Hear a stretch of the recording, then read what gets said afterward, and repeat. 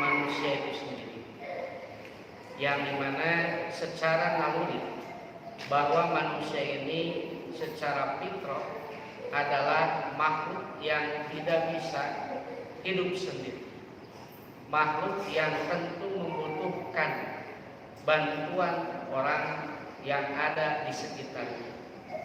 Makanya wajar para ahli menyebutnya bahwa manusia ini disebut dengan makhluk istimai, makhluk yang senantiasa tidak akan bisa hidup sendiri, tapi senantiasa akan membutuhkan uluran tangan bantuan yang ada di sekitarnya.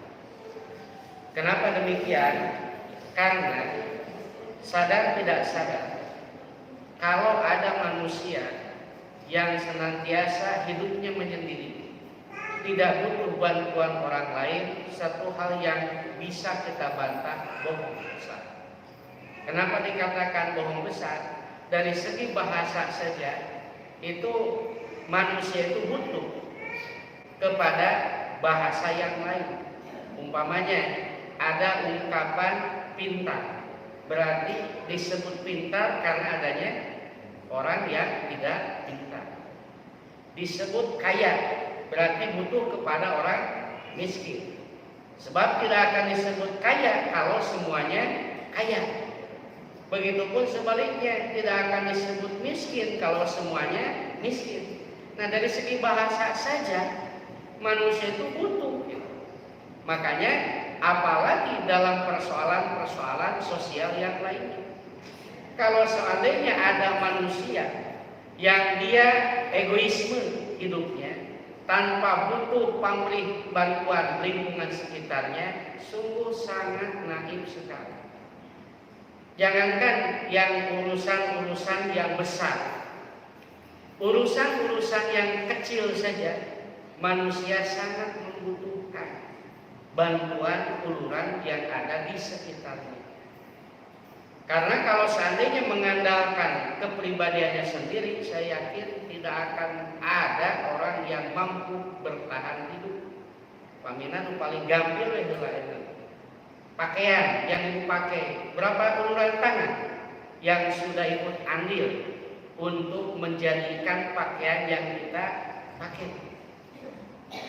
Sebab kalau misalkan pakaian harus bikin sendiri, berarti harus berpikir di mana benangnya, harus berpikir dari mana kainnya, dari mana bahannya. Berarti mun benang, kadang ngemutan naon?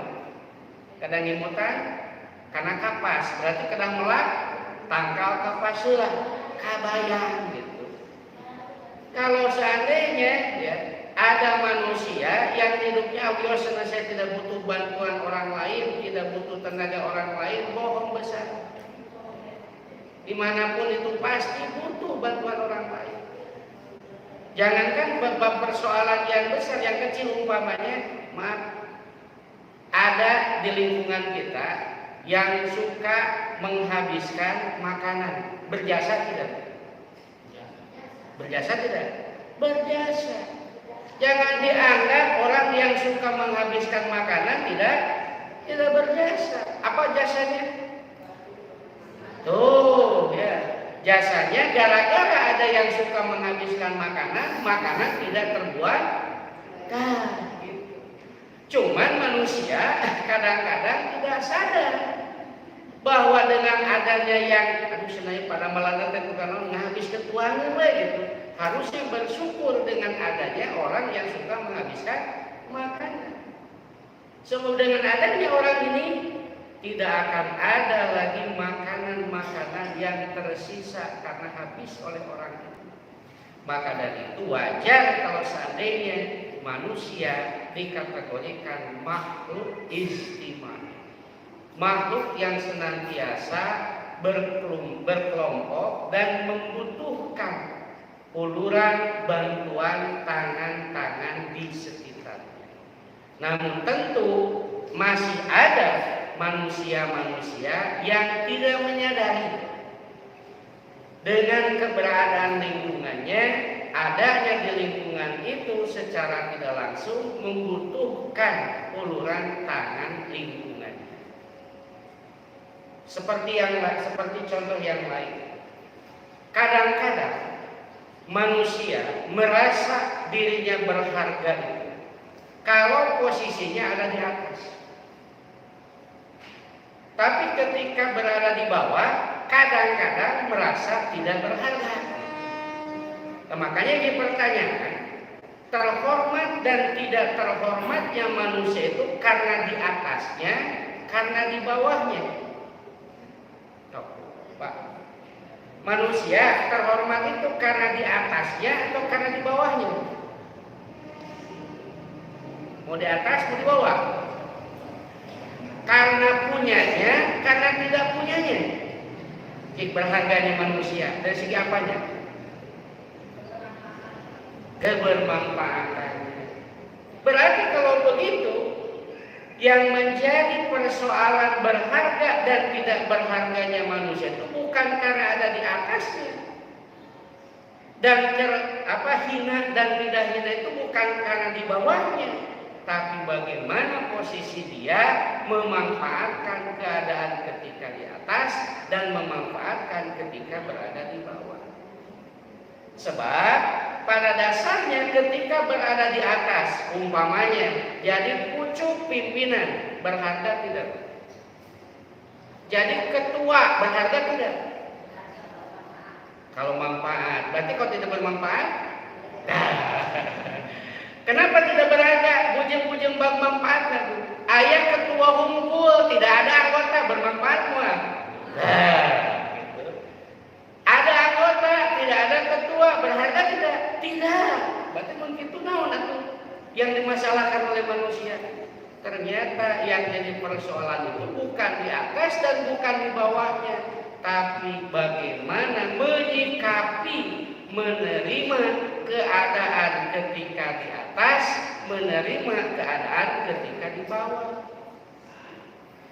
Inilah yang jadi pokok persoalan, yang kadang-kadang menimbulkan egoisme pada diri manusia. Dikarenakan apa?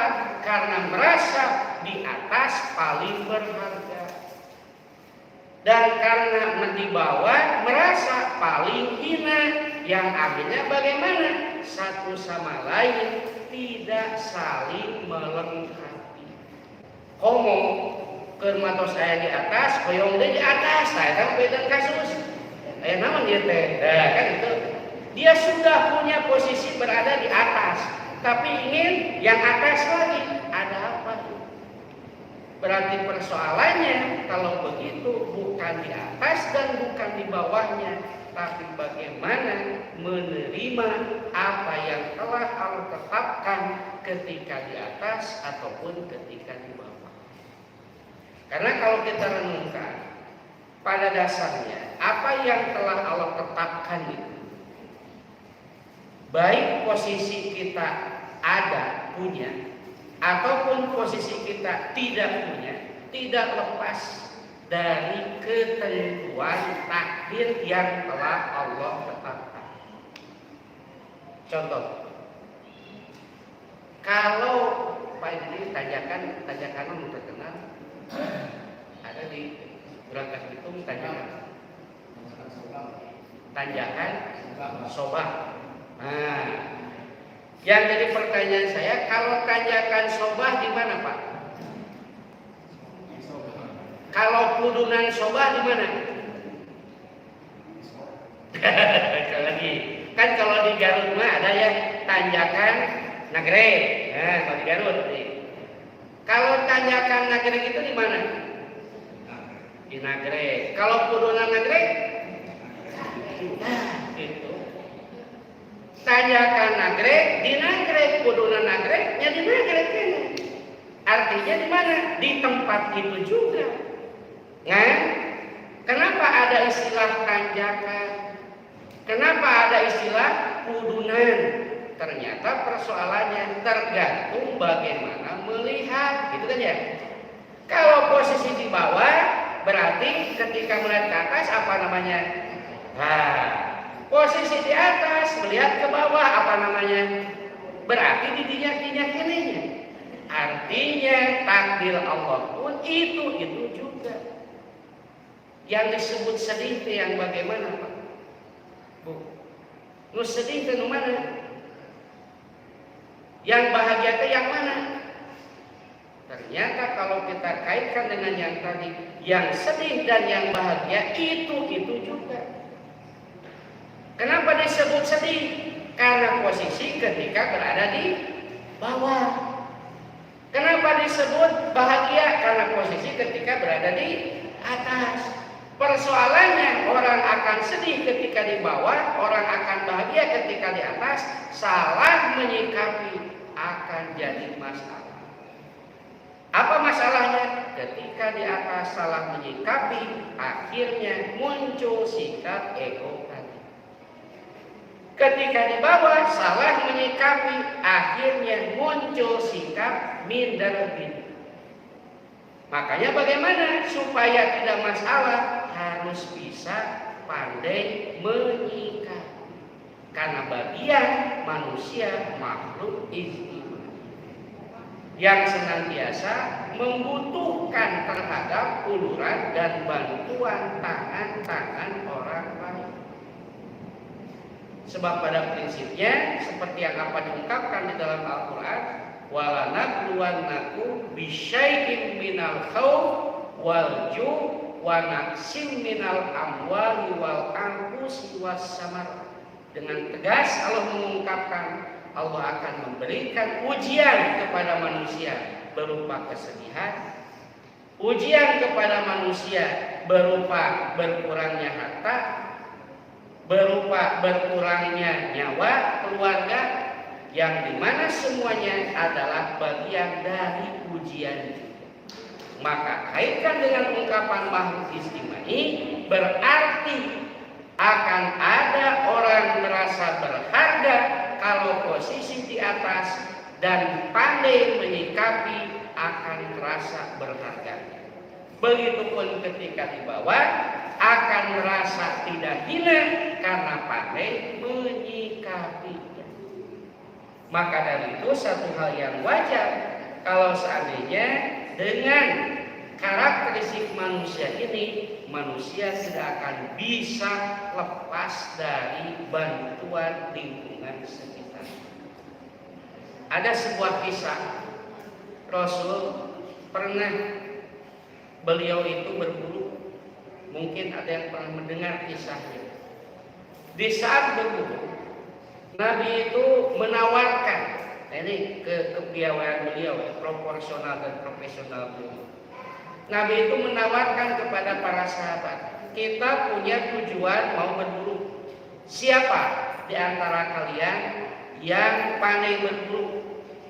Siapa di antara kalian yang pandai menyembelihnya? Dan ketika tujuannya berburu, para sahabat langsung mengatakan, karena kemampuan saya berburu, Rasul tugaskan berburu kepada saya. Yang satu lagi, Rasul karena saya pandai menyembelih, tugaskan menyembelih kepada saya. Kemudian yang satu lagi, ya Rasul saya pandai menguliti, karena bagian menguliti keahlian saya, tugaskan kepada saya. Lalu ada lagi yang lain, Rasul saya punya keahlian dalam mencari kayu bakar, tugaskan kepada saya. Ini jadi ngacung, Rasul saya bagian masak, karena ahli dalam masak. Lalu ada lagi, Rasul saya bagian mengolah masakan tersebut sampai dihidangkan, orang sangat tertarik dengan hidangan tersebut. Pertanyaannya, Rasul punya tugas? Rasul punya tugas tidak, Pak? Di saat berburu punya tugas tidak? Punya. Apa tugas Rasul pada saat itu? Dan Rasul pun tidak mau kalah. Beliau mengambil tugas, semua peran sudah terpenuhi tugasnya masing-masing. Maka beliau memutuskan, baik kalau begitu saya bertugasnya menjaga api. Tugasnya Pak, menjaga sedih. Menjaga api tugas bukan itu. Berharga tidak? Apa berharganya menjaga api? Ya. Api tidak dijaga, beresiko apa? Kalau terlalu besar, tutup. Ya. Terlalu kecil, lama masaknya. Artinya Rasul menghargai tugas masing-masing karena tiap masing-masing punya jasa yang berharga yang patut untuk dihargai. Inilah yang ditanamkan oleh Nabi kepada umatnya dalam proses membangun manusia yang utuh atau manusia istimewa. Artinya berbagi peran. Dan tidak ada istilah dia ahli berburu, saya maaf gak tinggalin tukang masak, pindah-pindah, saya bagian masak begitu.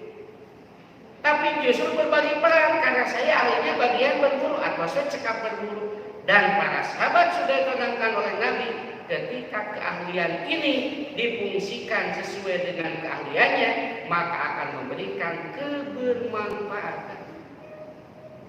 Tapi kalau kita renungkan di lingkungan kita, apakah seperti itu yang terjadi? Justru malah tidak punya. Yang banyak terjadi kumaha? Sirik teh. Tenarima batur jadi posisi di luhur, kurang posisi di handap, sirik kalau di luhur. Padahal cek di luhur teh sebenarnya mah capek di luhur teh kudu ngurus nu dihandap gitu kan ya, mun sadar mah gitu. Tapi kenyataan salah teh. Nah, eta masalahnya. Ketika di bawah pun sama, kalau mau menerima posisinya sesuai dengan perannya akan muncul keberhargaan dirinya. Kenapa? Karena dia menerima posisi ketika di bawah. Dan justru ketika di bawah akan berharga karena kalau tidak ada bawahan, mana mungkin akan ada atasan. Begitupun atasan tidak akan berharga kalau tidak ada bawahan. Disinilah peran penting untuk sama-sama sadar terhadap tugasnya masing-masing. Tapi kalau tidak sadar dengan tugasnya masing-masing, apa tadi? Muncul egoisme, muncul serakah, muncul kehinaan dan lain sebagainya. Tapi Nabi dengan bijak beliau mengatakan, biar bagian noroh si A karena ahli, bagian mencit si A karena ahli, si B, kemudian bagian masak karena ahli, si C, terus dibagi peran. Dan semua dihargai oleh Nabi karena setiap manusia punya andil dan jasa masing-masing. Keluarga, yang berharga teh suami istri. Pak, berharga suami. Kalau saya bertanya ke ibu, berharga suami atau istri? Suami, istri gitu ya. Ternyata kalau kita renungkan, kedua-duanya bisa berharga. Kedua-duanya pun bisa hina. Kalau bagaimana? Suami tidak menerima kodrat suaminya, istri tidak menerima kodrat istrinya, kan gitu. Maka kunaon terjadi silang persengketaan. Suami tidak sadar dengan suaminya kewajiban suami, istri tidak sadar dengan kewajiban istrinya. Akhirnya bagaimana? Pacorokokot, cek bahasa Sunda mah di Banten, Sunda kenehnya. Pacorokokot akhirnya. Nah, pacorokokot sebab menghiji ningali sirik teh, meniraosnya. Suami mah tiap hari keluar rumah, terus punya, gitu tuh. Tiap hari keluar rumah, biasa ngobrol jeung rencangana, biasa mencari nafkah dan sebagainya. Nah, cenari abdi ketika sudah menikah teh, dapur kasur sumur, dapur kasur sumur, gitu aja gitu. Gitu tuh Bu. Tapi insyaallah dibentuk gitu ya, mudah-mudahan. Gitu. Kadang-kadang ini yang jadi persoalan. Tidak menerima terhadap ketentuan kodrat dia sebagai apa.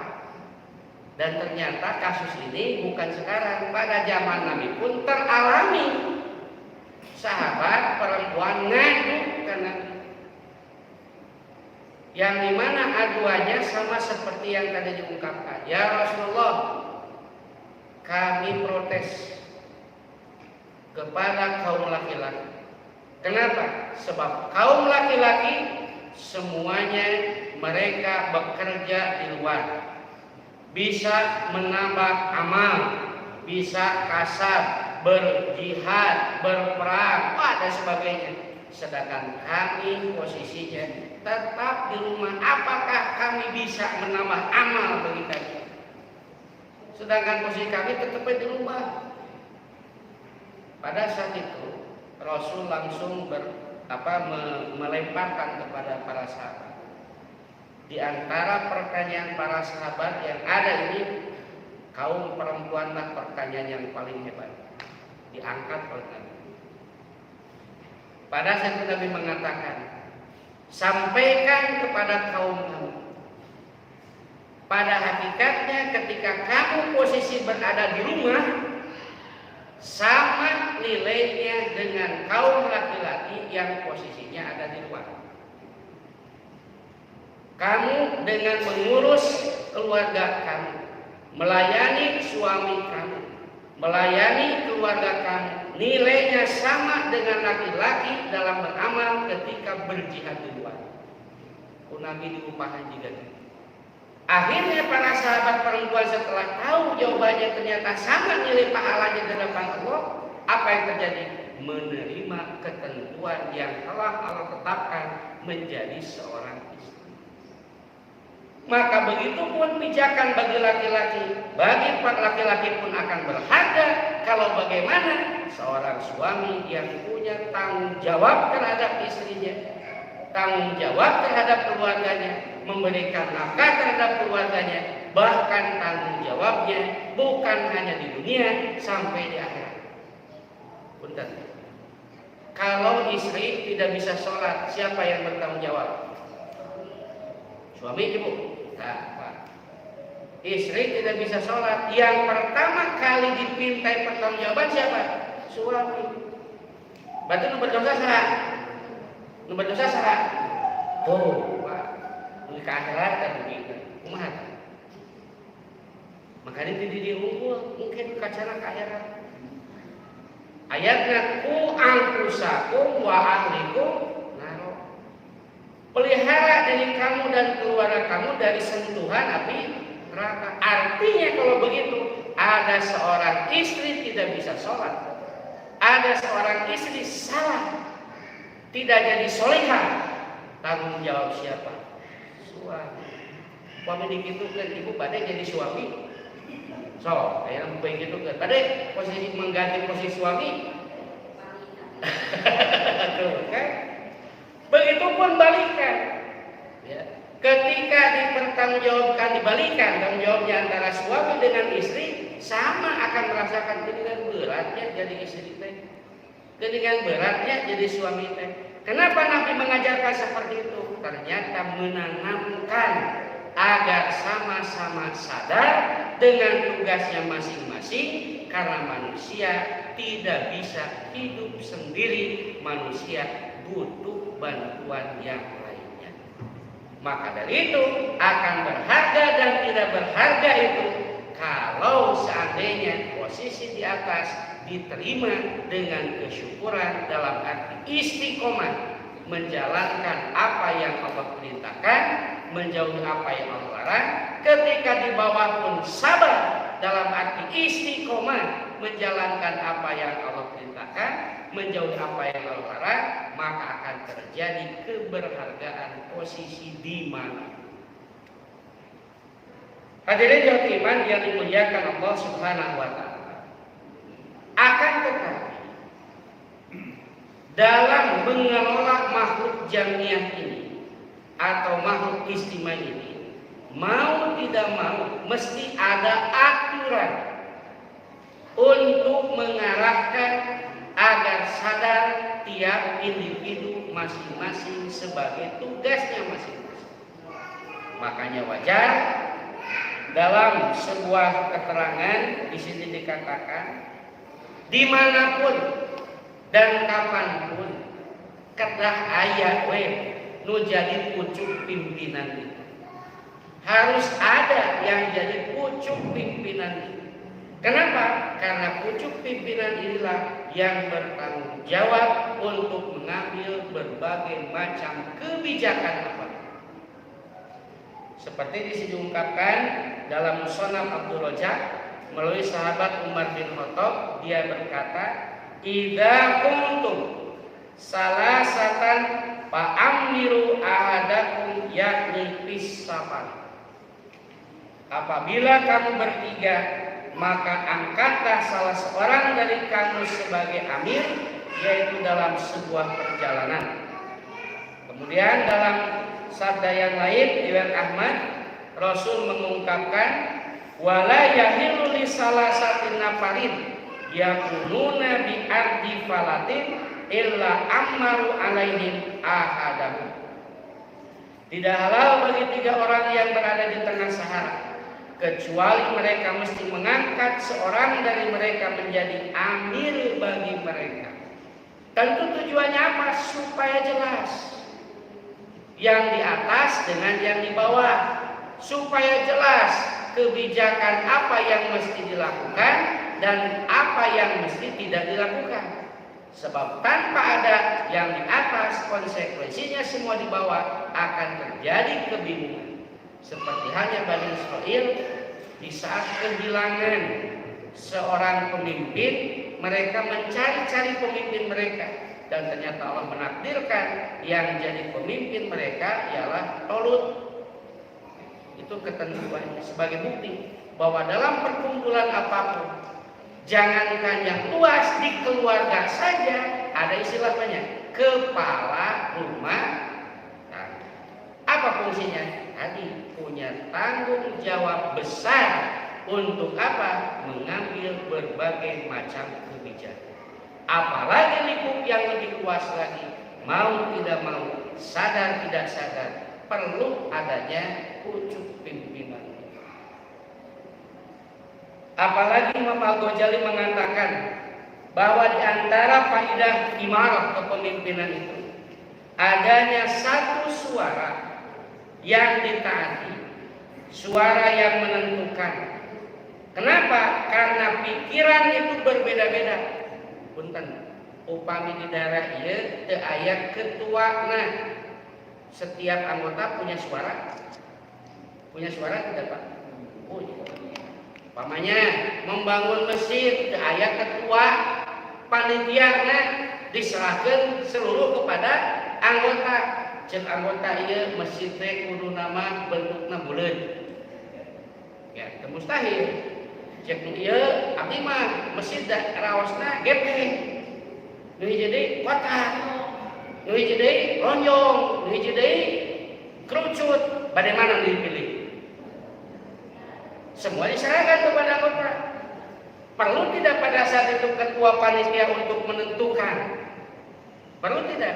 Dibutuhkan tidak? Jelas dibutuhkan.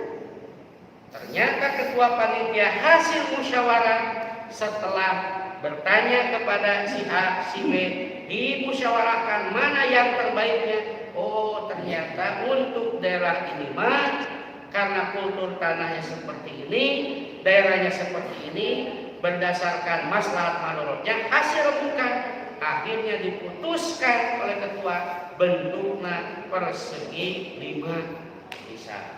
Boleh tidak? Boleh. Itulah penting.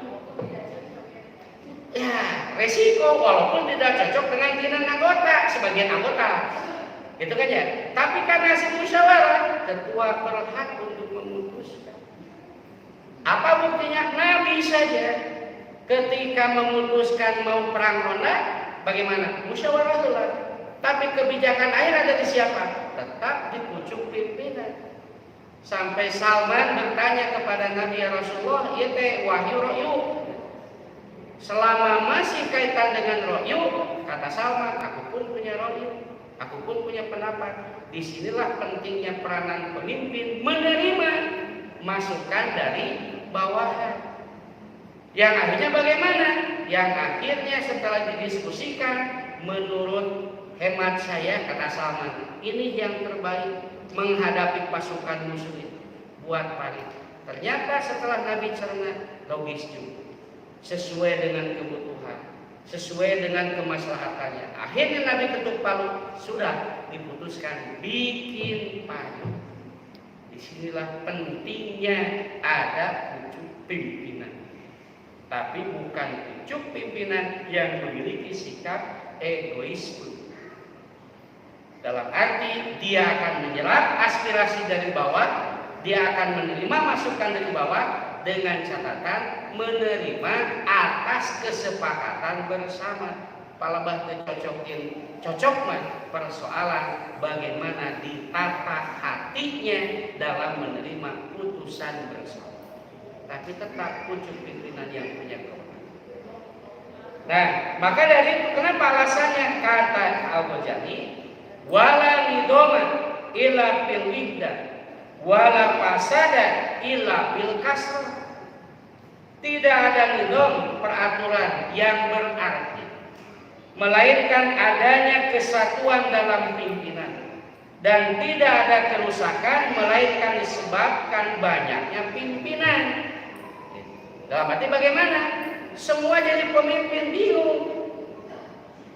Tapi pada nuturkan kasaha, pada Pak A, Pak B, Pak C, kan itu beresiko. Berarti harus ada. Kamu semua anggota jadi pimpinan, berarti bingung deh. Semua punya kebijakan, ternyata tetap.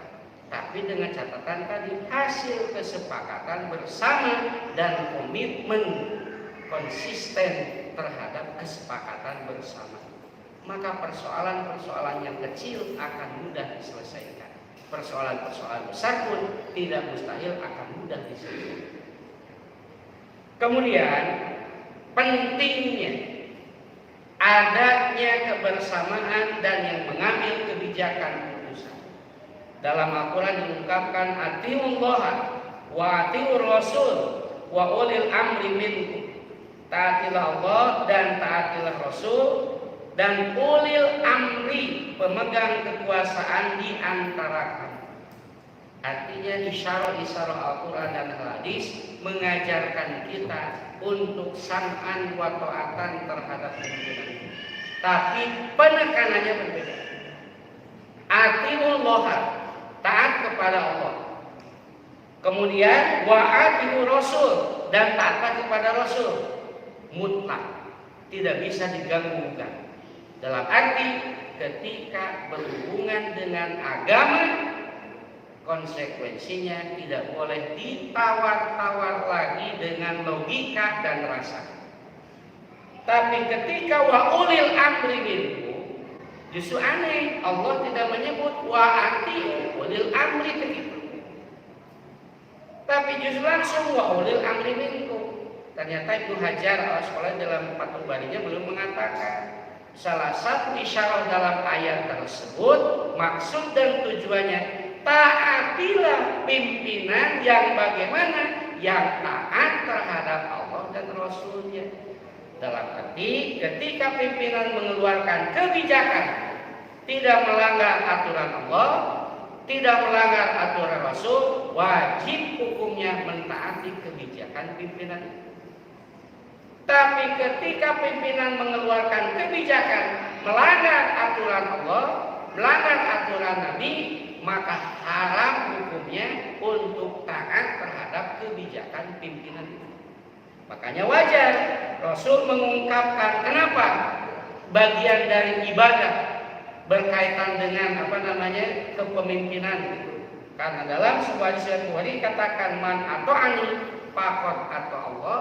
Barang siapa yang taat kepadaku maka sungguh dia taat kepada Allah, dan barang siapa yang maksiat kepadaku maka sungguh telah maksiat kepada Allah, dan barang siapa yang taat kepada pemimpinku maka sungguh telah taat kepadaku. Dalam arti kita tidak patuh pada pimpinan, hakikatnya tidak patuh kepada yang menyuruh kita, siapa? Allah dan Rasul. Artinya dengan ungkapan ini, Saur ketua urusan dunia ini, masjid teh bentukna kudu lonjong, boleh diprotes? Lagi, Saur ketua masjid bentukna kudu lonjong, boleh diprotes? Boleh. Nah, kenapa? Sebab ini urusan duniawiya teknis. Seperti hanya Nabi ketika mengajukan bagaimana cara menghadapi musuh, bab konaknya. Sampai Salman mengatakan, apakah ini wahyu atau rohyu? Ternyata kata Nabi rohyu. Kalau begitu saya juga punya rohyu. Adu argumen di sana. Mana yang terbaik? Itu diantara solusi-solusi ketika menghadapi persoalan dalam perkumpulan. Tapi ketika kata pimpinan bahwasanya sholat itu kiblatnya ke sini berdasarkan perhitungan para ahli hisab, taat maksiat. Nah, kenapa yang ini tidak boleh maksiat? Karena kaitan dengan perintah agama ini. Pimpinan sholat subuh 2 rakaat taat maksiat. Oh gue banyak tak manin maksiatan. Kata naon cenah, saya mah rawas kebijakanana tidak bisa. Tapi kalau urusan ini silakan berdiskusi, silakan bermusyawarah. Tapi ketika hasil putusan musyawarah ini harus disepakati bersama, disinilah kadang-kadang jadi masalah itu, muncul konflik itu. Ketika sudah diputuskan bersama, masih ada yang tidak cocok dan menerima atas keputusan, itu yang biasanya mengundang masalah. Seperti kasus Ali bin Abi Thalib ketika sudah berkumpul dengan para sahabatnya, ternyata Ali bin Abi Thalib memutuskan hasil musyawarah.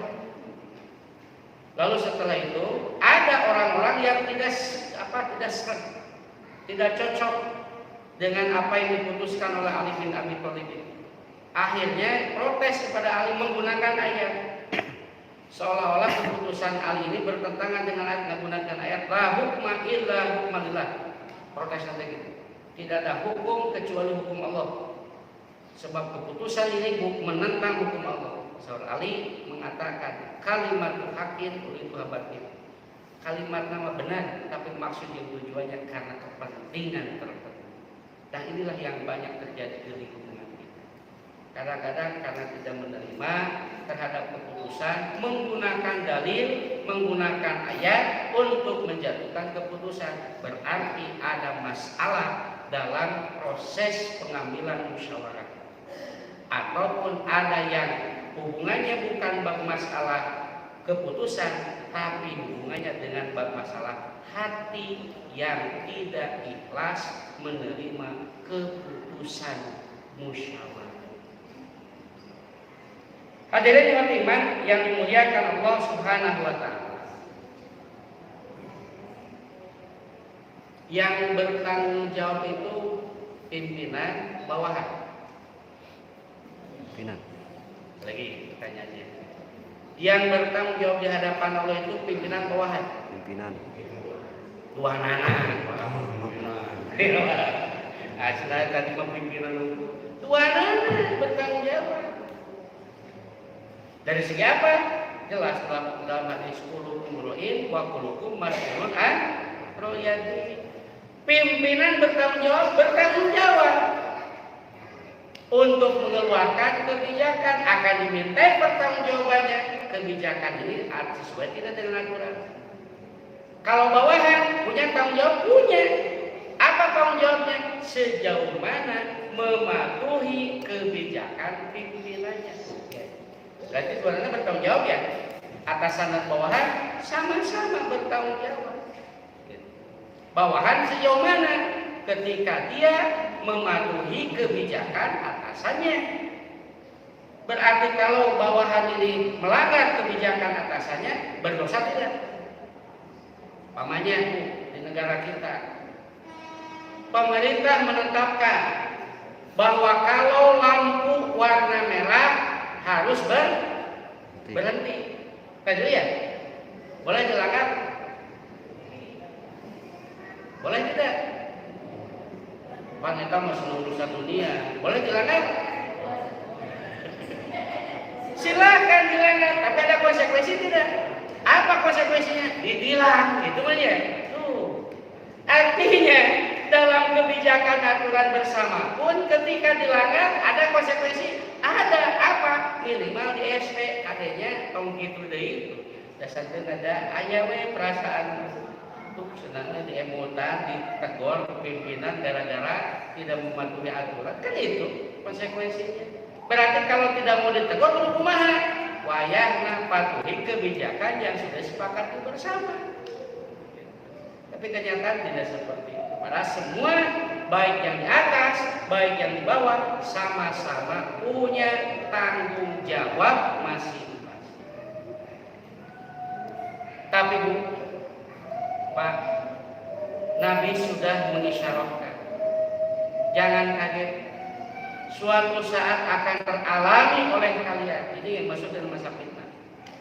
Nabi mengatakan dalam hadis di sini, innakum satarawna ba'di asaratan wa umuran tunkiruna.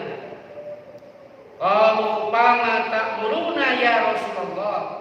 Qala addu ilaihim haqqahum wa sallallahu haqqahum. Kata Nabi, kalian nanti setelah tiada akan menyaksikan bermunculan sikap-sikap asal egois memonopoli sepeninggalku yang dilakukan oleh pemimpin-pemimpin kalian. Tapi aneh, ini di satu sisi asa adil Nabi. Nabi mengatakan, dan beberapa perkara yang kalian inginkan. Lalu para sahabat bertanya, lantas bagaimana Anda menyuruh kami ya Rasulullah? Ketika ada pemimpin yang menang sorangan gitu. Bung eleh, aku kumaha, gulingkeun gitu. Demo gitu, bugat gitu. Nah, ternyata Nabi tidak mengajarkan.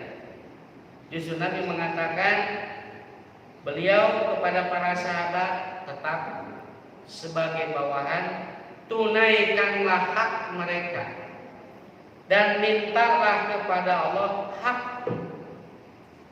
Apa yang dimaksud dengan istisar asaroh? Istisar asaroh itu ialah fil hududi dunyawiyah wal ikhtiyar li nafsihi wal ittisasu biha, yaitu sikap memonopoli egois tentang nasib bagian urusan dunia, lebih mementingkan diri sendiri dan mengkhususkannya itu lamun sakelompokna karek itu diperhatikan, kalau bukan kelompoknya kurang diperhatikan. Itu bagian dari egoisme.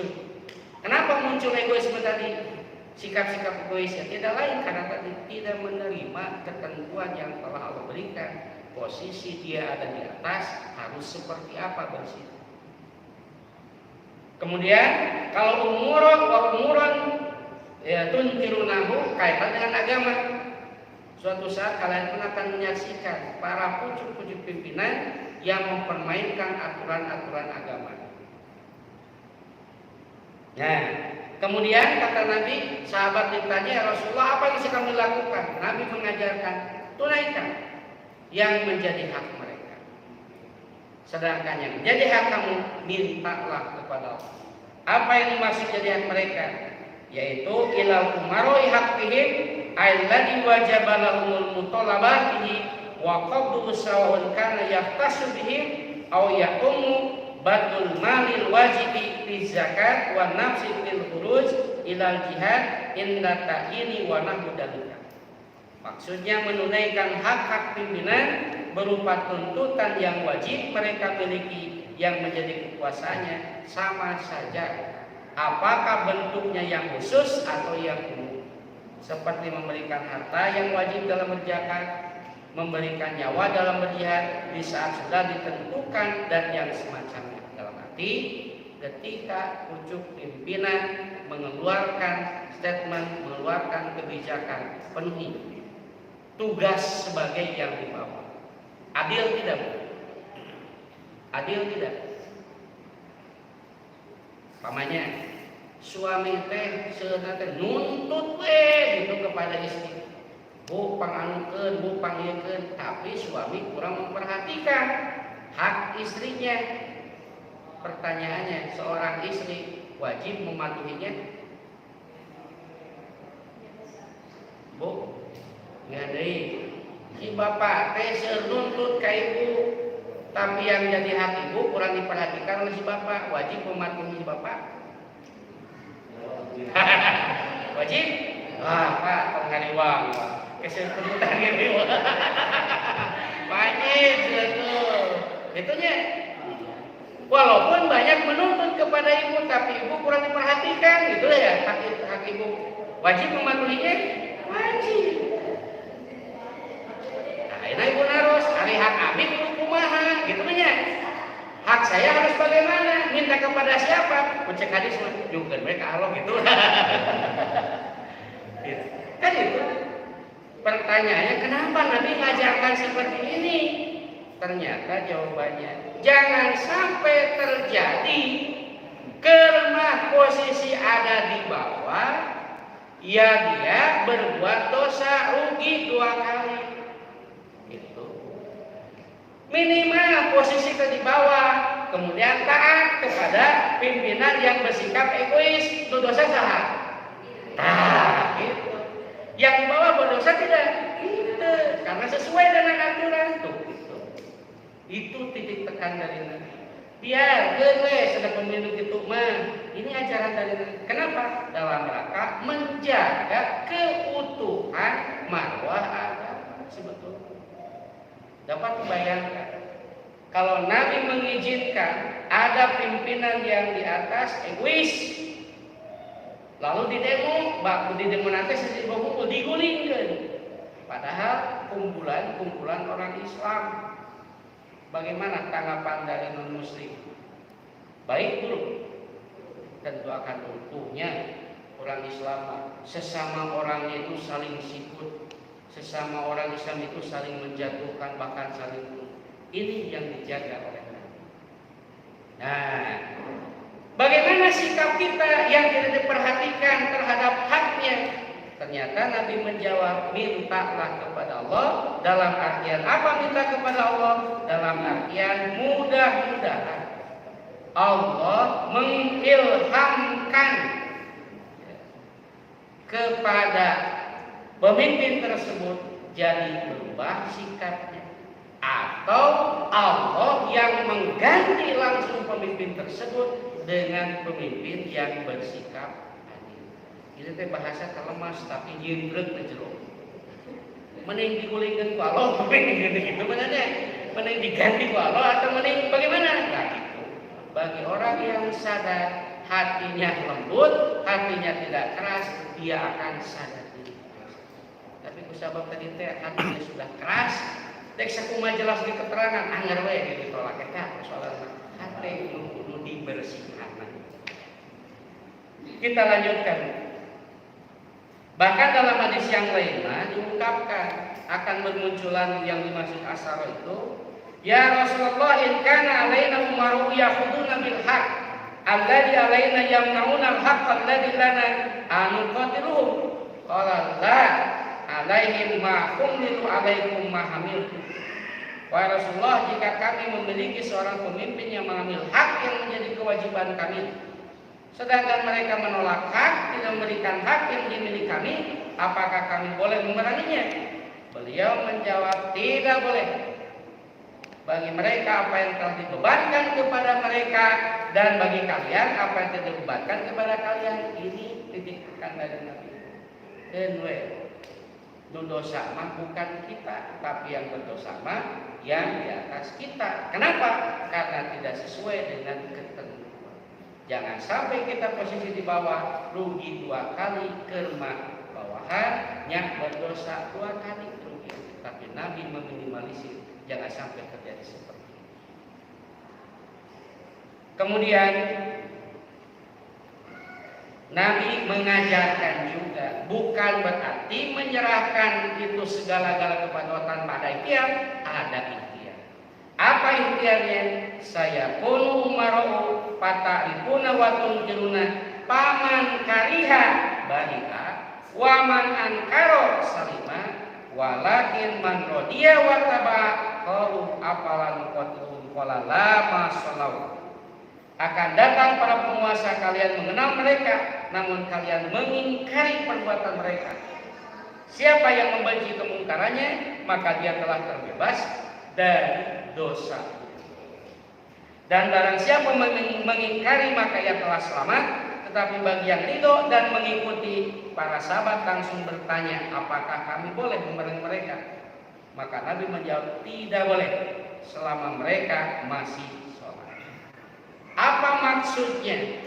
Mengingkari akan selamat, yang ridho tidak selamat. Maksudnya, ingkarilah kebijakan-kebijakan yang tidak cocok dengan aturan agama. Boleh mengingkari, selamat.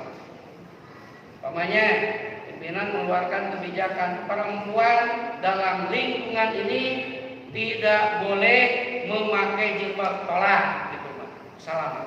Walaupun dianggap keluar dari keputusan itu masalah. Kenapa? Karena sudah melanggar dari aturan agama. Tapi kalau kebijakannya urusan-urusan itu tidak mau tidak mau, minimal kita tidak berdosa. Makanya dikatakan maknahu man kalian dalikal munkar faqad bari'a an ismihi wa uqubatihi wa hadapi hakiman la yastati'u in karahu biyadihi wa lisanihi fa yakrahu bi qalbihi wa yakrahu. Bagaimana cara mengingkari kemungkaran pemimpin itu? Rasul mengajarkan kepada kita 3 cara. Idza ra'a minkumul munkar fal yughayyir bilisan biliyadi fa in lam tastati fa yughayyir bilisan fa in lam tastati fa biqalbi. Artinya apa? Ketika ada kebijakan yang isinya kemungkaran, sok berbicara, mungkin melanggar aturan. Anggar diterima berukuman. Teruskan untuk berbicara selama kita mau merubah kemungkaran, teruskan sampai berubah. Tapi anggar kuat terubah ada berdegong misalkan berukuman, gulikan entong. Jangan sampai seperti itu. Bagaimana? Serahkan persoalan ini. Mintalah was'alullah haqqahu. Mintalah kepada Allah yang menjadi hak. Minimal kita sudah terbebas dari dosa karena tidak patuh terhadap kebijakan yang melanggar aturan ketetapan. Maka dari itu Rasul mengungkapkan man kariha min amirin. Maaf sebelum ke sana. Namun cara bersikap pun kadang-kadang kita tidak proporsional dan profesional. Umpamanya, kalau benci kepada seseorang, yang dibenci itu apanya? Orangnya, sikapnya. Keumuman itu atau praktek kenyataan di lapangan mah begitu. Nah, justru praktek di lapangan mah begitu. Padahal Nabi mengajarkan ketika kamu membenci sesuatu dari pemimpin kamu atau dari siapapun, yang mesti kamu benci itu apa? Sikap. Ini maksud proporsional. Yang maksud dengan benci sikapnya bagaimana? Ya sikap yang buruknya yang kita benci. Jangan dipukul rata. Nanti umuman kita apa? Pukul rata. Sampai keluar statement pokoknya keluar di si Bapak Imam semua jelek. Yang keluar dari si Imam semua jelek. Padahal keburukannya cuma satu. Ya mungkin banyak kejadian saking ngewa-ngewana ka persis dugi ka sendal nage panggih jeung sendal dialungkeun gitu teh. Kantos alaman itu. Dari daerah Nusantara kantos. Nah, sudah tak budak persis tapi ka budak-budak nah eta. Disipin hangewa, para budak mah teu kuat dosa. Itu menggambarkan apa? Tidak proporsionalnya kita dalam bersikap membenci sesuatu. Makanya Nabi mengatakan, wa idza ra'aitum min ulatikum syai'an takrahunahu fakrahu amalahu wa la tanzi'u yadan min ta'ati. Dan apabila kalian melihat sesuatu yang kalian membencinya dari pemimpin-pemimpin kalian ataupun yang lainnya, maka bencilah amalnya. Kenapa masih amalnya? Sebab yang namanya amal suatu saat berubah. Sikap suatu saat berubah. Tapi kalau yang dibenci itu orangnya, akan muncul bahasanya sinis. Jadi bahasa sinis mah pokoknya masa resep kasih anu ya gitu bahasa. Padahal dia berbuat baik. seperti halnya Abu Jahal, Abu Lahab, membenci Nabi itu bukan karena ajarannya. Sebab kalau ajaran Nabi itu sepakat Abu Jahal, Abu Lahab juga, bahkan yang mencuri-curi Abu Jahal, Abu Lahab mencuri-curi ayat. Dia mengatakan ajaran benar, tapi persoalan ternyata sinis. Karena sampai ke Muhammad, Lahab jadi pucuk pimpinan Muhammad. Nah ini yang terjadi kalau kita benci kepada orang itu bukan sikap tapi orangnya. Berarti kita sudah berdosa dalam hal tidak proporsional dan profesional. Artinya, bencilah sikapnya karena suatu saat akan berubah. Artinya benar seperti emut ayat kisah. Saat kisah yang Aidit itu kalau di meja perdebatan, oh jika iya jika ucing anjing berdebat nanti, jika musuh aja, tapi bersikap bijak profesional keduanya. Beres saja perdiskusian, pulang silih bonceng. Sanggupkah kita seperti itu? Jadi Durdana di podium, Durdana di majelis. Beres saja, biasa deh. Sanggupkah kita bersikap seperti itu dalam menghadapi persoalan apa? Nah, harus sanggup jika ingin dikatakan umat Nabi dan Nabi mah itu ngajarkan kepada kita. Nah, kemudian Nabi mengatakan dalam hadis, "Man karya min amiri syai'an fal yasbir, fa innahu man kharaja minas sultan syibron mata mikatan jahil." Siapa yang tidak menyukai kebijakan amir, hendaklah bersabar, sebab siapapun yang keluar dari ketaatan kepada amir sejengkal, maka ia meninggal seperti meninggalnya orang jahiliyah. Menggambarkan betapa pentingnya dalam berjamnya ada pucuk pimpinan yang mengambil kebijakan. Walaupun ada pimpinan-pimpinan yang bersikap asal, kita bersikap proporsional. Yang dibenci itu aturan yang tidak cocoknya. Yang kita tidak patuhi itu aturan yang tidak cocok. Itu ajaran yang Nabi ajarkan kepada kita. Itu semua akan terasa indah kalau disikapi dengan keikhlasan. Semua tidak akan indah kalau tidak disikapi dengan keikhlasan. Makanya apa yang ikhlasnya? Ikhlas. Pamrih tanpa pamrih. Ikhlas itu pamrih tanpa pamrih. Tanpa pamrih. Ya, tanpa pamrih. Ikhlas itu pamrih tanpa pamrih. Tanpa pamrih. Bisa tanpa pamrih, bisa pamrih. Nah, tanpa pamrih dari manusia, pamrih dari Allah, kata ikhlas. Jadi jangan dipukul rata, ikhlas tanpa pamrih itu salah. Ikhlas pamrih, ngan pamrihnya dari Allah, disebut ikhlas. Tapi kadang-kadang kita suka salah persepsi, ikhlas gratis, itu tuh. Kadang-kadang itu dari orang ikhlas gratis, gitu. Ya seperti halnya ketika kita memberi sesuatu, kadang-kadang yang dituntut ikhlas yang memberi, menerima tidak dituntut ikhlas. Ini jika aku memberi tesing ikhlas, semuanya merasa dia dan itu ya. Padahal yang dituntut ikhlas itu bukan yang memberi saja, yang menerima pun harus ikhlas karena Nabi mengajarkan itu.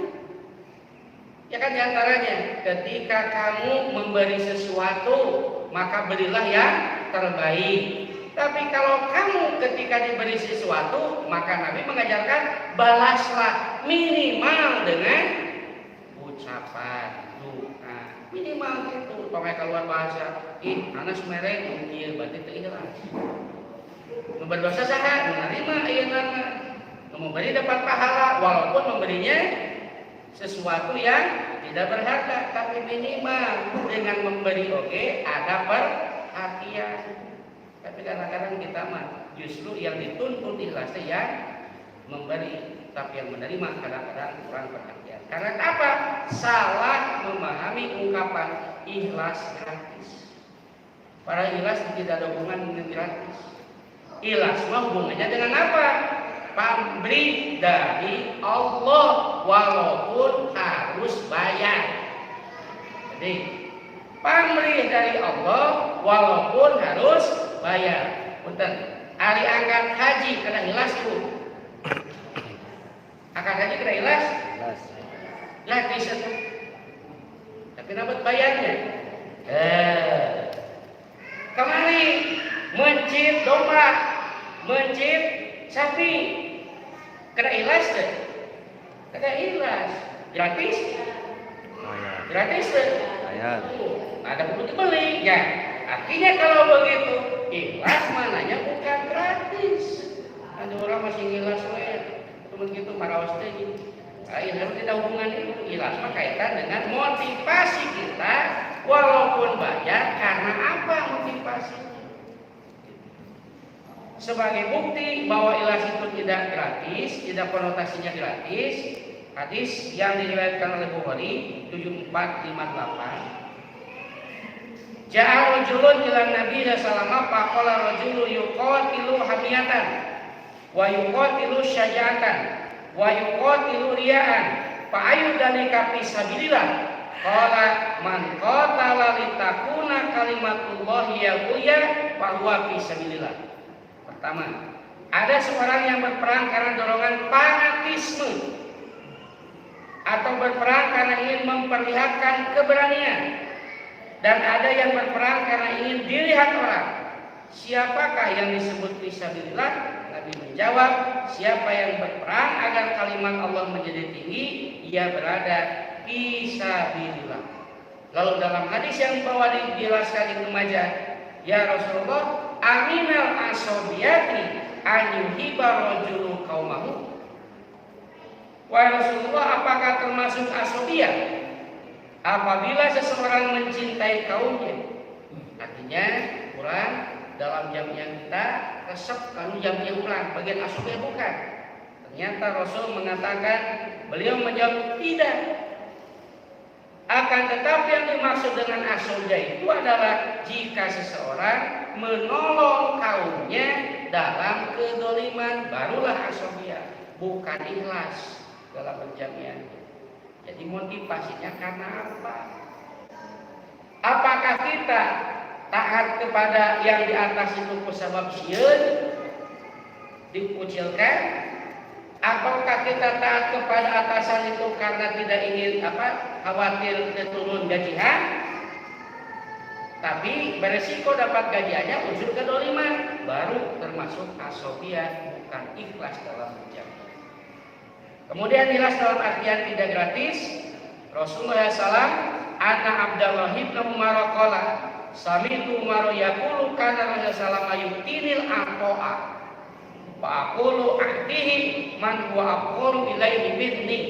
Fa qala khudhu idza ja'aka min hadal mali syai'un wa anta ghairu musyrifin wala sa'ilin fa khudhu wa ma la fala tudhihu nafsaka. Abdullah bin Umar berkata, aku mendengar Umar berkata Rasulullah SAW pernah memberiku suatu pemberian. Lalu aku berkata kepada beliau, berikanlah kepada orang yang lebih fakir dari posisi Umar pada saat itu sebagai amil. Kan kadang-kadang amil cukup ikhlas ya, kadang-kadang. Ternyata Nabi memahami dan mengajarkan kepada para sahabat, amil yang ikhlas itu bukan berarti tidak dibayar, tapi amil yang harus dibayar karena proporsionalnya. Maka pada saat diberikan oleh Rasul kepada Umar, tongkat saya sudah pastikan kalau saya tapi Nabi menjawab, ini jadi hakmu, ini jadi bagianmu, maka terimalah yang menjadi hakmu. Tapi kalau sudah jadi hakmu, mau diberikan kepada orang lain, terserah kamu. Itu dimaksud dengan ungkapan ikhlas, konotasinya tidak gratis. Berarti begitu mah, nu ikhlas itu gratis bu. Ikhlas itu gratis. Ayah. Ikhlas itu bayar. Ayah. Gitu. Tapi kadang kadang kita salah pemahaman, ikhlas kudu gratis wae. Tak wajar ka sakola hoyong gratis. Ngaos hoyong gratis ya Bu. Ini ada gratis, Bu mah katong ngumpulkeun gitu ya. Tapi konotasinya bukan itu saja. Berarti kalau begitu ada yang ikhlas gratis mananya, ada juga yang tidak gratis. Tapi motivasinya walaupun bayar karena Allah, walaupun gratis karena Allah, mengharapkan pahala dari Allah. Itu yang jadi titik tekannya. Bahkan ketika kita berada di bawah pun ikhlas. Karena posisi di bawah menerima ketentuan Allah, menakdirkan kita di bawah. Itu pun bagian dari ikhlas. Karena mengharap ridho dan pahala dari Allah Subhanahu wa Ta'ala.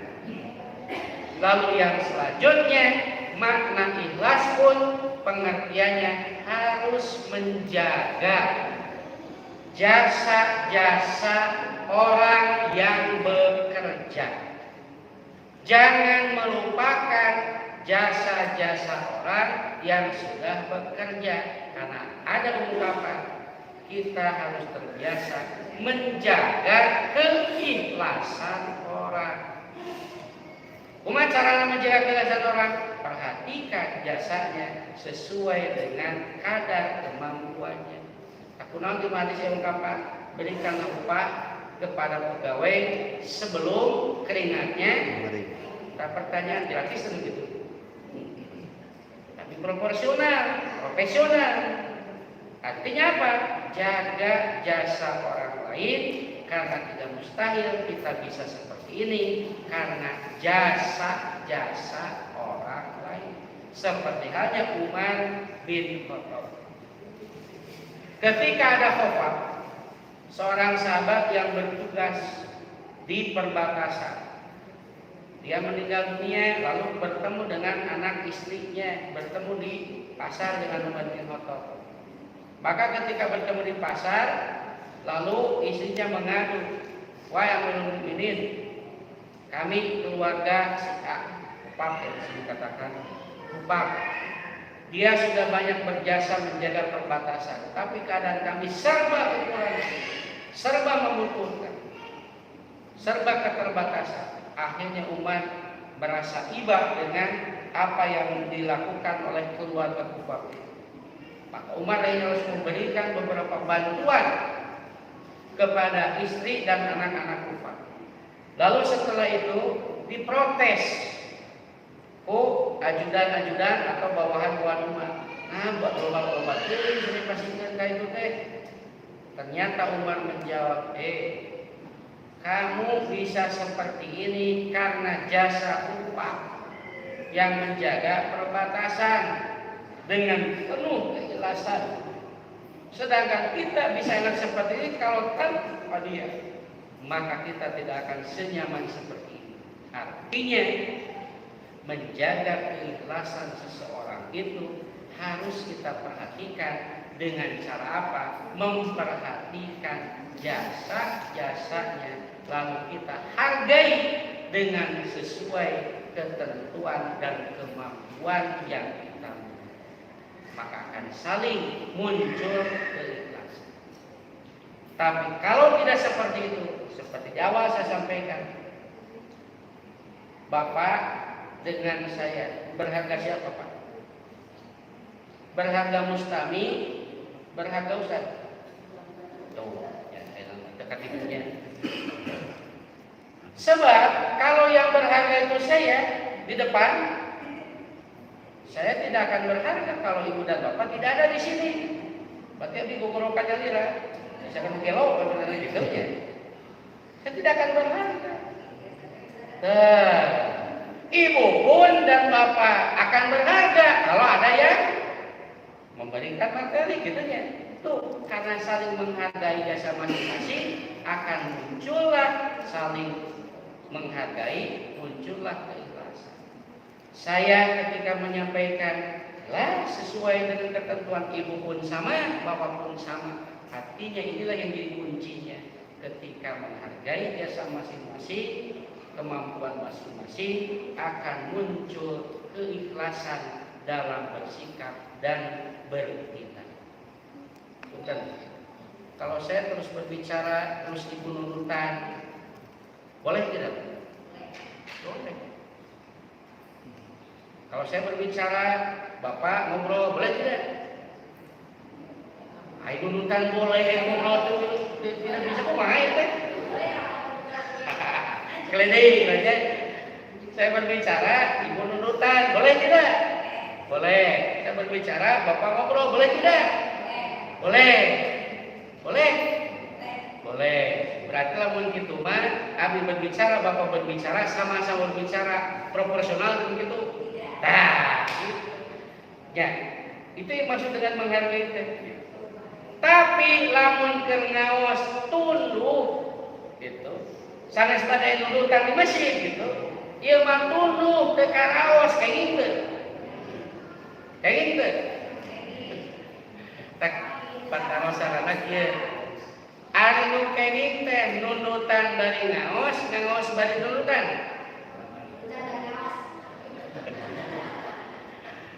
Yang boleh itu nunutan bari mengaji, mengaji bari nunutan. Sami teu? Sama tidak? Beda. Nu hiji mah nunutan bari mengaji, nu hiji mah mengaji bari nunutan. Beda ketik tegana. Ari nu hiji mah nunutan bari mengaji. Tujuan awalna bari naon? Nunutan. Naon cirina? Sok, naon cirina? Pandi urang sepakat. Pangnikmat-nikmatna nunutan nuju naon? Tuh. Ya, pangnikmat-nikmatna nuju pangaosan. Tah aya pengumuman tuh. Alhamdulillah aya pangaosan bisa nunutan. Tuh, ya. Dan tidak ke sini teh pada nunutan teh beri ngaos tuh kan itu. Tapi yang satu mah beda lagi. Kalau yang satu mah alhamdulillah ada pangaosan bisa tambahan ilmu. Oh, kan itu yang motivasinya. Datang we ka dieu Allah memberikan kenikmatan. Jokeo dihit dan aya angin gelebung. Lep we teh karaos.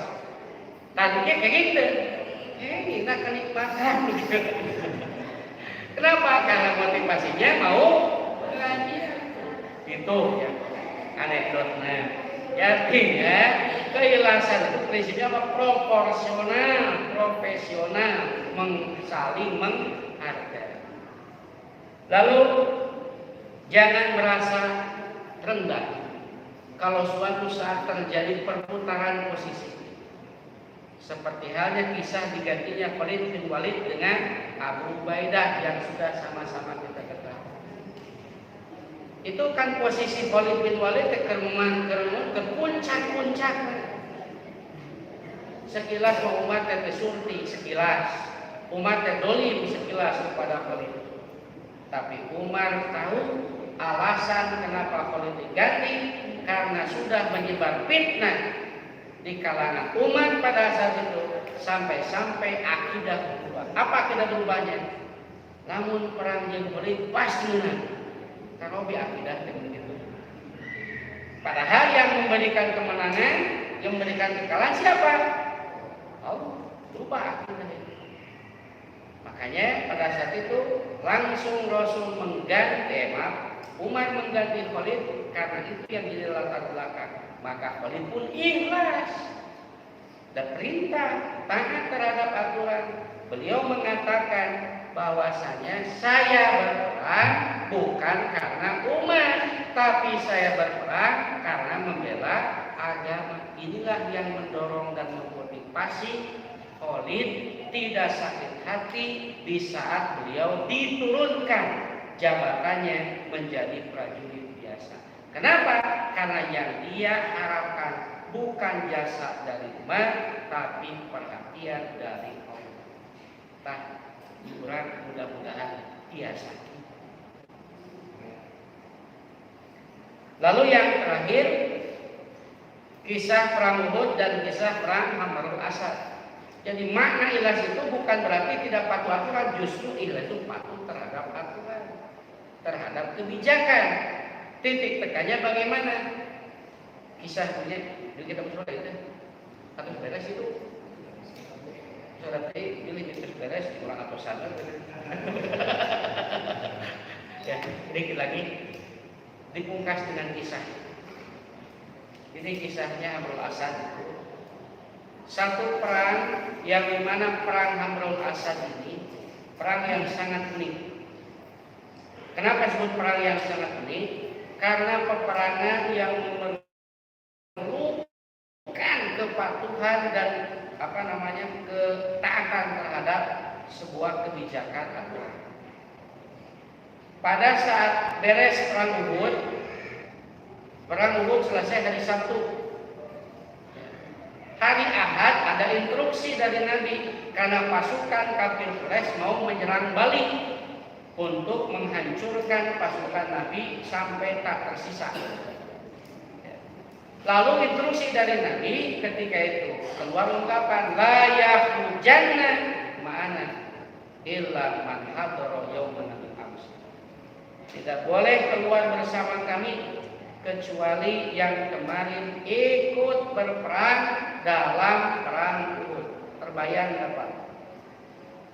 Posisinya yang boleh menyerang menghadapi pasukan musuh yang menyerang yang kemarin ikut perang Uhud, berarti menjajah kualitas tidak boleh ikut. Padahal posisi sudah kalah dalam perang Uhud, berarti tenaga sisa, senjata seaya-aya dalam keadaan luka-luka disuruh perang deui. Kira-kira kalau instruksi ini datang kepada ibu dan bapak dipatuhi moal. Ibu teh capek, nyesek, gegero, terus masak, keacan, melayani yang sebagainya, terus waya instruksi dari jamnya wayahna tabu sakieu diantos di masjid patuhi moal. Waduh, catat pada dipatuhi dah. Kan? Ya. Kalau lupa dengan rasa, cara rapekil, dengar di sering mengundang teh kaget gitunya. Kalau lupa dengan rasa pasti begitu. Sudah capek, bahkan kalau dalil biasanya tercapek gitu. Mancek keterangan oke. Kalau sudah capek mah tidak boleh dipaksakan kan itunya. Lamun tuluh, kalau tuluh tidur. Bahkan dalam sholat aja, kalau kamu ngantuk dalam sholat tidur dulu baru dalilna teh hebat. Kan kurang tenang gitu karena dalilna teh. Kenapa kurang tenang? Ya tepas dari Allah bukan ngamalkeun dalil, tapi ngadalilan amal. Instruksi dari Nabi pokoknya yang ikut berperang ialah yang kemarin ikut perang Uhud. Akhirnya para sahabat yakin instruksi Nabi piraku ngamadorot. Instruksi Nabi piraku tidak ada kemaslahatan. Akhirnya dipatuhi karena diterima dengan keimanan. Maka setelah diterima dengan keimanan, apa yang terjadi? Kalau seandainya para sahabat pada saat itu tidak patuh, malah mengikuti bujuk rayu setan, konsekuensinya pada saat itu akan terjadi kerugian yang berlipat-lipat. Tapi oleh para sahabat dipatuhi, maka setelah dipatuhi, justru yang terjadi ketika di Hamrul Asad, pasukan musuh tidak ada, ghanimah menang, kemudian dapat pahala. Tidak mustahil seperti sekarang ini. Ibu tidak mustahil di rumah sibuk dengan masing-masingnya, tapi masih tetap menyempatkan hadir ke tempat ini. Bapak sibuk dengan aktivitasnya, tapi masih punya kesempatan memanfaatkan tetap datang ke tempat ini. Ada beberapa keuntungan. Coba kalau mengikuti hawa nafsu, tidak hadir di rumah, biasanya di rumah dan hadir nage, nung pemadir nage, tapi di Bandung karena mau hadir. Meski itu kabayang. Di mana hadir ge pasti bakal senyarekan, begitu kabayang kepalanya atau senyindiran. Tapi minimal dengan hadir di situ, bapak dan ibu sudah dapat pahala, terus jelas dapat pahala. Sudah dapat ghanimah. Terus kayak gini ghanimah aja. Ibu pas minggu di mana kan atau minimal cai-cai di mana itu. Ya kan kalau di rumah dapat air dapat tapi beda. Kalau di rumah air sendiri tidak ada nilai lebih. Nah, makanya dengan ungkapan ini ikhlas pengertiannya bukan berarti gratis. Ikhlas pengertiannya harus menghargai jasa masing-masing. Ikhlas pengertiannya ialah taat terhadap sebuah aturan karena ini bagian dari ketentuan yang telah Allah tetapkan. Maka menyikapi jamnya dengan keikhlasan akan terasa indah dimanapun dan Bapak dan Ibu yang saya hormati, itu saja mungkin yang bisa disampaikan pada kesempatan ini. Mohon maaf atas segala kekurangan. Aku qouli hadza wa astaghfirullah li wa lakum. Wassalamualaikum warahmatullahi wabarakatuh.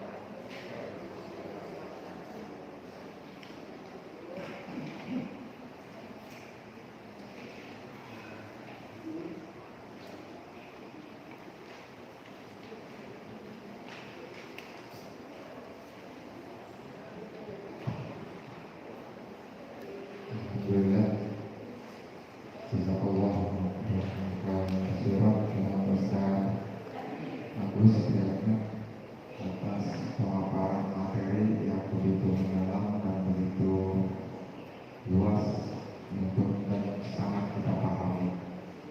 Akhirnya acara sudah berakhir. Untuk berdoa, Rabbana atina fid dunya hasanah wa fil akhirati hasanah wa qina adzabannar. Alhamdulillah rabbil alamin. Ayat pertama Ustaz. Pertama,